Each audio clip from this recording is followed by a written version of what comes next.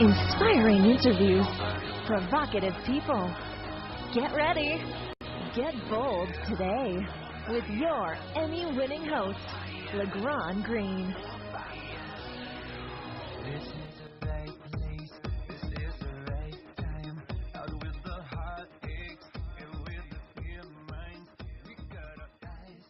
My guest today is Karen Jones. She is a singer extraordinaire.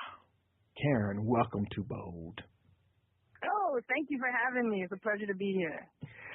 My first question to you is, it's a big one. Where does that music of the heart come from? Wow. Where does, you know what? It's not necessarily a place. I would call it a beingness, for lack of a better word. It's like a state of being. It's a vibration. And I think that if you seek the vibration, if you ask the vibration to be, and you be that vibration, it will be ever present in your life. But you have to seek it, you know? You don't seek it. And as a singer, Karen, what in your life, how did your journey begin in music? Well, I was born into music. I happen to think that we choose our parents. Some people would want to deny that vehemently, but I really do believe that we choose our parents. And my father was a musician, actually. He played with Count Basie, the big band Count Basie, in the 50s. So by the time I was born, he basically was shifting careers, but that's a whole other story. Needless to say, my initial years were filled with music because my dad was a professional musician. He played the acoustic bass and was constantly gigging somewhere, okay? If it wasn't playing jazz, it was playing in the orchestra at the Fashion Institute of Technology in New York City, where they had operettas that were I think they had two or three seasons a year with operetta. So I got to sit in the orchestra pit and turn the pages, and I started studying piano when I was very young. So I was exposed to music at a very early age. I mean, from my mom's tummy, basically. Well, it sounds like it, and you were born into this, and to glom onto a word you just used.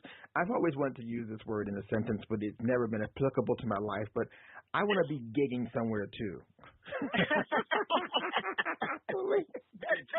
Gigging, I love it. Gig is a great word, isn't it? Yes. It's definitely much lighter than working, you know. Well, so if we're all gigging somewhere, yes. Gigging to do something, I'm going to have to put that into my vocabulary immediately. Yes, indeed. Well, Karen, I know, like I said, you're an accomplished singer, musician, you're a composer, you write songs, you sing, and your journey is taking you from all over the world. And we were just talking right before we started the podcast here about you were in Tokyo. What was that about? Well, I just got back from Tokyo. I've been going to Tokyo probably for the last 7 years to the same place, which is the same bar from the film Lost in Translation with Bill Murray. I was getting ready to say, Karen, the only bar I know in Tokyo is it was in that movie Lost in Translation. So you just said that's the bar. That's my bar. Yes, it's a very famous place. Many people come there still. I mean, it's become like a cult film.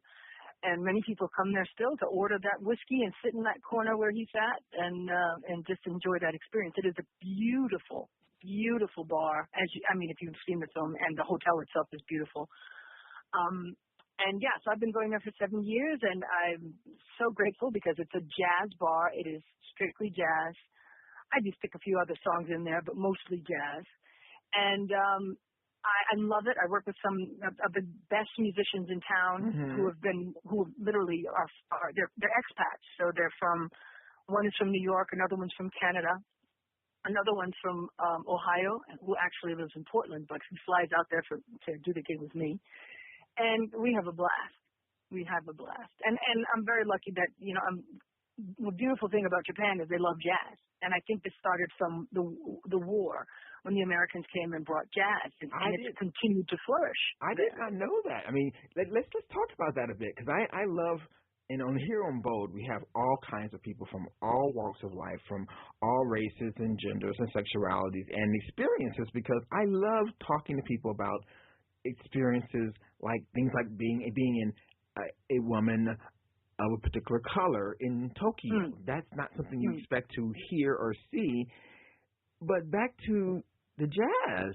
So that's breaking down a stereotype. I've never thought of Japanese and jazz going together. That doesn't compute for me. But I'm glad to know. Yeah, it's interesting. I mean, they have an awareness. I mean, jazz, you hear jazz everywhere, in the background music everywhere. Maybe there's a vibration in jazz that has to do with freedom, freedom of expression, and I think that is very appealing to the Japanese culture. So there's a part of that I think they love the idea of the freedom in the music, and they desire that more in their lives. So the music gives them that freedom. The jazz music gives them that freedom. Obviously, this is the older generation. I don't know. There are a lot of young people that do enjoy jazz, but it's definitely more connected to the American, when the Americans came to Japan and, brought their music after the war. So I think that's a very, very strong influence. In fact, there's a lot of older people who know all the standards. They know the American songbook like inside and out. It's fascinating. It's a fascinating facet I did not know about. And as you're speaking about music, how are you using your music talent and music abilities in a way that is connecting to the digital audience today? Wow, that's a very, very interesting question, because the world is so digital, and music is, you can get music so easily. Right.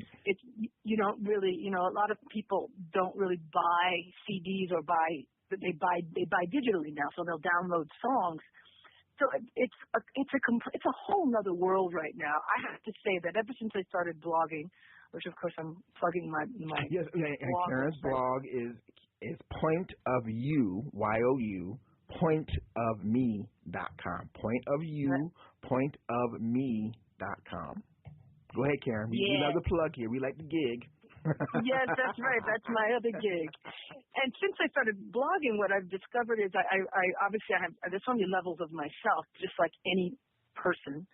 And one of the levels, of course, is my singing, which is pretty predominant. It's what I've dedicated a lot of time to over the years.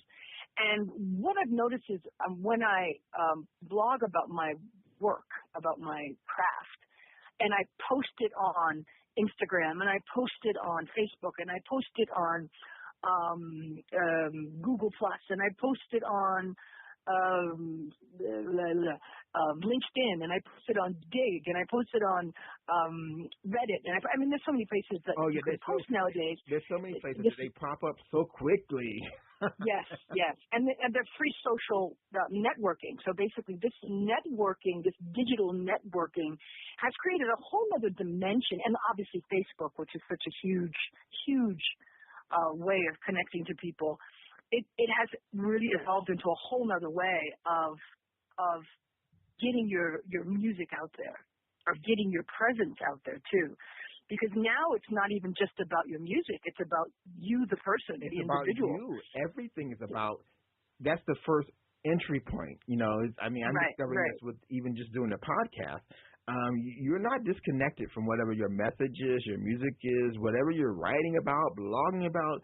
It is you. You're the conduit through which spirit, energy, God, whatever you choose to call that, is working through. Exactly. And what happens is that your presence, your who you are, starts to take on a far greater dimension in the world, because yes, technology can be a hindrance, but technology can also be a gift.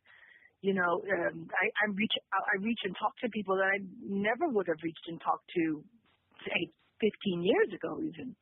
You know what I'm saying? Yes, I mean, and they find you from all over the world. All over the world. All over the world, and yeah, the internet has made us a much bigger world in the sense that we have access to so much, but also so much smaller. Where something like this, we're talking, having a conversation, and thousands of people will download this off of iTunes at some point. Right. And it's like, well, we were just talking. Right. And the funny thing about it is that what you're doing right now, even 5 years from now, someone will have the ability to listen to it. And 5 years from now, well, that's the thing about the internet. Yes, everything is going to always be there. But I had a conversation with someone the other day, as you're talking about musical delivery systems, and I'm using that as a metaphor for life as well.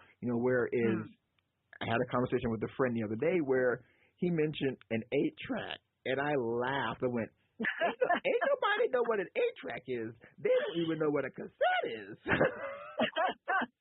They don't even know what a CD is anymore. I didn't remember I had a cassette collection, and I had a CD collection, and nobody does that anymore except for collectors. Right. But and what you're saying, who knows what will be? I mean, I firmly believe somewhere in the future you would literally just think a song, and it will just come through you, and there will be no machines to deliver these things.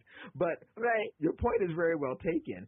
And how do you, Karen, like you said, we were talking about digital connection and the music of you, the music of the heart, and how that comes through all of us in your blog. So point of you, point of me, what's your message there? Well, obviously there's a play on words with point of view, okay? And I want people to realize that their points of view create their reality. And so I oftentimes will choose whatever appeals to me in any particular day. I ask lots of questions. Okay, so what needs to be spoken about today? What can I talk about today that will be the greatest contribution to all of us, that will get us to shift our perceptions to, I like how you use the word shift happens, because you have to when you start to look from the place of your point of view is creating your reality, how can you change your point of view so that you can have a greater awareness of what's going on in the world and what's going on in your reality, so that you can really start to create what you'd like to have as your life, and you're living. So what I'm feeling here, what I'm sensing here from listening to you talk, Karen, and feeling your soul here, I love it. There's a space between point of you and point of me. There's a space in between there, and that is that still point, STILL, of the points. This is what's coming through me right now. There's that point for all of us to connect. And that is very powerful, because I know a lot of listeners out there, and here in Bold, we do talk about shift happening. We do talk about living and loving and laughing out loud. But those are not just words here. We really want to embody that, and we want to do that through action. And Karen, so help our listeners who are like going, this sounds lofty and this sounds all well and good, but what am I supposed to do? What do we do, Karen Jones? What do we do? Yes. Well, there are so many techniques and so many different things out there. If the people that are listening today, they're listening because there's something that brought them to this moment and to this conversation. And what I can say, what I'm feeling the need to say is, you have to have an open mind. You have to be aware of what's going on around you. If you look around your world right now, you'll see where you're prioritizing, where your energy is focused. And if you'd like to change your world, if you want a better relationship or a relationship in general, or if you want to make more money, or if you want to be more satisfied with your choice of what you're doing daily, then you have to shift your point of view. You have to say, okay, I'm not surrounding myself with really cool people right now. The people that I'm around, they aren't really lifting me up. They aren't really supportive of what I'm doing. Get rid of those people. You know, it really is that simple. You have to make different choices, and you always have choice. Now, if you are finding yourself in situations like that, it's up to you to change. Yeah. And if you need some help, then you need to go talk to someone who you admire, someone that you respect, and someone who's living the life maybe that you'd like to be living. Go talk to them. Go ask them questions. People are far more open to receive than you think, you know. If you're open to that. And when you, right. I love the phrase I used to hear all the time about, you know, you show up at every moment of your life. You are actually there. So it's not about anybody outside of you. It may appear to be so, and it sort of feel like that sometimes, that people are causing things to happen to you, and things are happening you cannot stand, and it seems to be that person, your mother, your father, your boyfriend, or your girlfriend, or whoever it is, your boss, whoever that person is. Because I spend a lot of time in my growth period. I'm always growing here because, as I say here on Bold, the three most important words you can say to yourself, let's say it together, it is not, I love you. Anybody can say that. I say the words that are so powerful, the three are work in progress. We are all a work in progress all the time. So growing, loving, getting to that place where you can hear the music of you, as Karen's talking about here, is a place where, to use the metaphor, the rhythm of life is coming through you. That is correct. And you have to honor your rhythm, you know, and you know, you may not be exactly where you want to be yet, but if you continue to have it clear what it looks like, what would it look like to have that reality that you want to create, you have to go deep into what that is, because the universe has big ears. If you're focusing only on the negative, then you're never going to, the universe can't help you, because it's going to focus on what you want to focus on. So if you focus on, oh, wow, this is what I would really like to have. Oh, yes, I know, I can feel it, it's coming. And the universe is like, oh, you want that? Okay, great, we'll help you with that. Well, I love that. I've never heard it put that way before, Karen. This is why I love Bold. The universe has big ears. The universe has big effing ears. Ears that you were putting out there. I love that. Well, as we close here today, Karen, can you tell us, I know we have your blog, we have pointofme.com, that's Karen's blog. I love this conversation, Karen, because it's just like jazz. You can't really plan where these things are going to go, but you just have to be there for the music to happen. So thank you, Karen. Thank you for appearing on Bold. Thank you for doing this. Thank you. It's been a pleasure. Thank you for doing this. I think this is wonderful, and more power to you, sweetie, and keep on keeping on. We will. And for all you out there, remember, shift happens right where you are. Be the change and get bold today.